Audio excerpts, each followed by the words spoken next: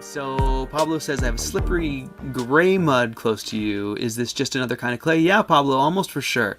It is possible that it could be like a volcanic ash sand silt as opposed to clay. Sometimes those are that same color, but almost for sure if it's slippery and clayey and slimy, it's clay. Clay comes in, as you guys know, a million colors, and from greens to grays to reds to browns and everything in between. The best thing to do is just to test it. Just make a little ball, set it in a dry spot in the sun, and see what happens when it dries out.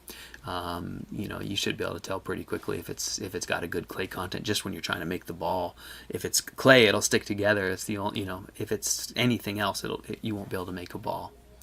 So there's that.